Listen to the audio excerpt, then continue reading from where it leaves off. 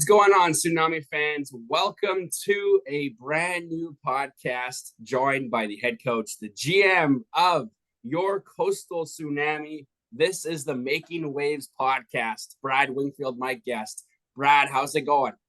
Giancarlo, doing well, buddy. Doing well. Thanks a lot for having me here today. You're very welcome. Obviously, the hockey season is still a couple months away here, coach, but what are you guys doing right now? What are you guys doing to get prepared? Yeah, behind the scenes, we got a lot going on. Obviously, we're in the middle of a heavy recruitment of players and scouting. So that takes up a lot of our time and something we want to be very thorough in doing. So that's what we're up to. Coach, you've had a heck of a career. A lot of people know you because of your time with the Danbury Trashers. Let's talk about that. A 17-year-old as your general manager. And it's kind of funny how you're coaching 17-year-olds now with the Tsunami. Pretty crazy to think of, hey? Yeah, totally. I never thought of it in that perspective, but when you put it that way, it's mind blowing, really, that the age of the kids will be. I'm coaching. This guy was running a pro hockey team, so crazy indeed. Well, he was a guy that loved hockey, but he loved fighting at the same time. Did his vision of the Trashers surprise you? Well, not really, not in that era, and especially getting to know AJ and his love for wrestling and Mighty Ducks and combining the two. You knew it was going to be a little different in Danbury, and obviously very exciting for the fans there and for us as players. And it was a different era, and I thought that I just thought what he put together was pretty awesome, man. Well, it was all fun and games, coach, until September of 2004. That's when your season began. What do you remember from opening night? Yeah, I honestly don't even remember opening night. I think that's when I got a first time I was ever brought a flip Motorola cell phone was given to me on the bench as I was playing. So that was something new to me and something I never thought would happen. But it happened in Danbury, and on the other end of that phone was the owner and the boss, Jimmy Galante, and he wanted some action and he wanted to see it now. Well, I got a feeling Rick Hopper might be on the other end of that line this season, coach. Yeah, a new era. Could be the same old plays, but I think the game's come a long way and changed, and I don't think we'll see any of that anymore. But that being said, there's still full contact in hockey, and that's something that we plan to try to have from all our players is finishing their routes and finishing their checks. So it's still an exciting part of the game and something that we'll try to instill on our team. Well, it's good to hear. That's how you want the Tsunami to look like when they hit the ice in September. We'll talk more about that team later on here, but I want to talk about maybe a difficult time for you in Danbury, the time that you got injured during that season. How did you overcome that, and how challenging was it for you to be motivated by what had happened to you? Yeah, it's never a good feeling or to know that your career is in jeopardy, and that's where it was. I don't know. One of the saving graces, is that this actually happened. I broke my other leg in the exact same manner, not a slew foot, but it was the same spiral fracture of the ankle, broken tibia, broken fibula, and I did that about 7 years prior. So I've been through the recovery before. When I was 23 years old, played for Corpus Christi in Lake Charles, Louisiana, and at that time, the doctor said that I probably wouldn't play hockey again. And again, they told me that in Danbury. And that was all the motivation I needed. I wasn't going to let somebody in the medical field tell me that I couldn't play again. I wanted to see for myself. The only good thing about Danbury is that when I broke my leg, the team did well. And you always want to contribute as a player and be in there chipping in and helping out. And there's nothing worse than sitting out injured and then the team goes through a losing season. It's just the worst of everything. So the only bright spot was through that injury that the team was doing well and winning and still providing a super exciting product on the ice, especially to watch from my perspective. I enjoyed watching the Trashers when I wasn't in the lineup. So it's a lot to overcome and just perseverance and determination. I think in having the experience of going through that type of injury, I was able to overcome that. And I actually came back. I was skating within 6 months. So A lot of pain, definitely a lot of pain went through that, but pain's only temporary. Well, coach, you stayed with AJ Galante and his family when you were recovering from that injury, and he refers to you as one of the toughest guys he knows. What's AJ truly like, and is he someone that you still have a conversation every once in a while with? Yeah, amazing human being. I love the guy like a brother. We stay in touch all the time. We always have, and real proud to call him a really good friend of mine, and just an awesome family in general. That Netflix documentary is pretty good, coach. How did you feel about it? Because I'm sure, they cut and paste here and there, right? They want to try and make a movie out of it. Did it really do a good job of explaining the situation there? Yeah. Honestly, it does get Hollywoodized a little bit. Some of the facts are slightly off, but the storyline is 95% totally accurate. When I went there to film, you film all day for 6 or 7 hours. I had no idea how much I would be in the documentary, and was quite shocked, to be honest, when a majority of that was focused on me. So very cool, and very exciting to see. And to be honest, I've only ever watched it once. I can't stand watching myself. But obviously it hit home with a lot of people, and it's cool to talk about it with the fans or different people, and just provide an inside perspective of what happened and what went on. So it was a story that needed to be told, and I think Netflix did an unreal job of providing that. Well, coach, it certainly was a heck of a documentary. I've watched it a few times now, and certainly changed the way I think about you. So I know I got to be careful with what I say, coach. But it's good to hear you enjoyed that, because we're going to be doing a lot of interviews as the season goes on here. One of the guys I want to talk about, we just talked about AJ, but I want to talk about Tommy T-Bone Papacello. What can you tell me about that guy? Yeah, he's actually the guy that got me into Danbury. So he was the equipment manager of the New Haven Knights when I was in Elmira, and I'll just say we did not get along at all. We had a hatred for each other, and so it was funny as when the first phone call I ever got to get recruited to Danbury was from this T-Bone, Tommy Pompicello. And I was like, is this the equipment manager from New Haven? Like, is this a joke? What are you calling me for? So always got to be thankful to T-Bone for hooking me up with what was my favorite place to ever play hockey, and for the Galantes, the best ownership group and management group that I had the opportunity to play for. So I owe that to T-Bone, and the rest is history. There's a rumor going around that when he was a minor hockey coach, he would slam his 11-year-old players into the boards. Is that true? Well, I'll tell you what, you got to take everything T-Bone says with a grain of salt, and I didn't really believe that until I saw the documentary myself. And clearly you can see it on the video of him hammering kids into the boards, and I was blown away, and I wouldn't put it past the guy. But when you see hard video evidence like that, it speaks volume. It's the truth, and he was doing that stuff back then. Coach, the Trashers hit the ice in '04, but also what was going on that year was the NHL lockout. A big name you guys tried adding to that roster, George Laraque. When did you find out about that, and how crazy was it that there was a chance he could become a Trasher? Yeah, I never even heard about that until recent years here after the doc was released, and I heard AJ talking about it. No clue that George was in the picture, and it would have been amazing. But we had Mike Rupp there, we had Stephen Pete there, we had a bunch of Jared Burnett, ex-NHL, or Ruben Ender, Jeff Daw, and a ton of NHL experience in there.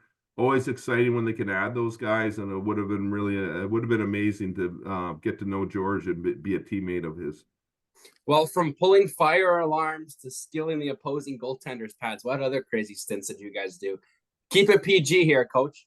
Yeah, hey, first off, that was crazy stuff was going on by T-Bone behind the scenes, and a lot of it, the us players, we didn't even know. We would be out on game day skates, and we would see him going into the visiting room, but just thinking he's the equipment guy. He's setting up their room, getting it ready for them for the game. And I think the first time we started to realize funny stuff was going on is when there was a welder on the visiting bench welding the gates shut, and we were like, what is going on here?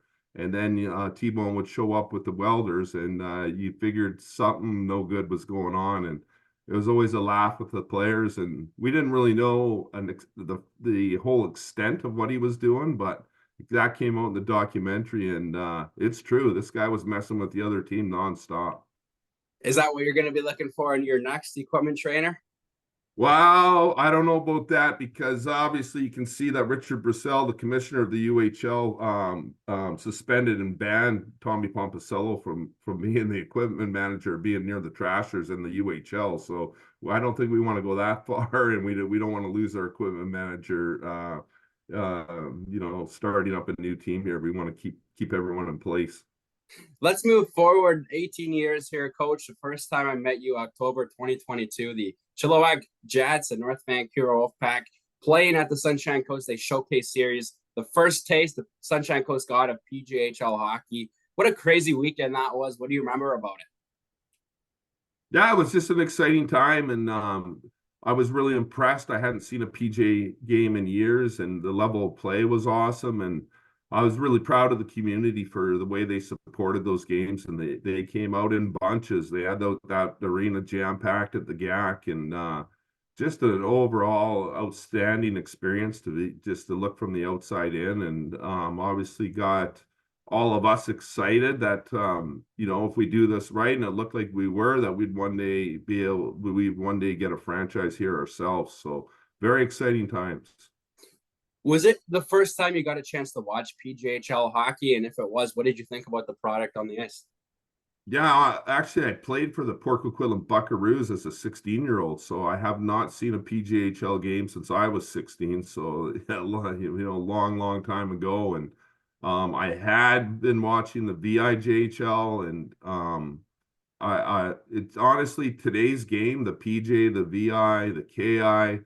When I played in the BC Hockey League in the 90s, the level of play now in those leagues is just as high, if not higher, than what the BC Hockey League was back in the day. So you can tell all these players are trained very, very, very well from a young age, and it just puts that much better of a product on the ice for the fans to enjoy. Well, certainly very exciting hockey, and it's going to be very entertaining over on the Sunshine Coast. Being a resident of the coast yourself, how much buzz is in the community right now? Yeah, it's buzzing for sure. We've never had our own team at this level. I could see it though through the years of being involved with the minor hockey, and how many fans they're putting in the U15, U13, U18 teams. It's crazy there on a Sunday at the GAC through minor hockey. So you knew we had something special here, and now we're going to put that to the test, and hopefully. I understand that the fans are going to come out, but I also understand that honeymoon will only last so long if we don't put a product on the ice that can compete the right way that the fans want to see. And that's our plan to do so. Well, I know merchandise and tickets are going to be sold fairly quickly here, Coach. We're expecting a lot of that stuff to be sold rather fast, eh? Yeah, absolutely. Geez, you should see the amount of text messages and phone calls, and just when I run into people in public, they think, where can I get season tickets? And I'm like, not my department. They're going to be out on the website, and everyone hang in there, be patient, and we'll get this to everyone on the coast here as soon as we can. Well, I'm sure your story is a little similar to mine, Coach. What enticed me to be over on the Sunshine Coast so much was the fact that it's a brand new team. It's your fingerprints all over it, your DNA all over that new franchise. Is it the same sort of reason why you wanted to get in there? Yeah, I don't know about that so much. I just take so much pride in where I come from and in hockey here in general that I didn't want to go somewhere else until everything was exhausted and there was an opportunity here. So my heart is here at home. I left for 20 years to pursue hockey, and it's just so special to be able to have a career in hockey here at home for my people, and just super excited. And it's very enticing we build the foundation ourselves, and we build on top of that foundation exactly how we want to do. And we're just doing everything we can to hopefully be successful as fast as we can and to continue on with that success. Well, you talked earlier on about the Tsunami wanting to be a physical team. What else are you trying to add? What are you looking for in certain players? Yeah, I don't know if we're we're looking for certain players. Obviously, we can't. First thing, when you build a hockey team, they can't all be the same type of player, or you're not going to have success. You have to have different players that excel in different areas. We want to play a fast game, and like I said, just a physical game within body contact and playing hard and physical, whistle to whistle. After the whistles, we would definitely want to be as disciplined as possible. There's going to be trying moments. We all know that in hockey. But in today's game, what I notice watching all these games is that generally the team that takes less penalty minutes is winning the hockey game. So that's something not, and it's not always just conversions on the power play, but it's the fact that momentum builds and teams that are on the penalty kill are chasing and tiring out.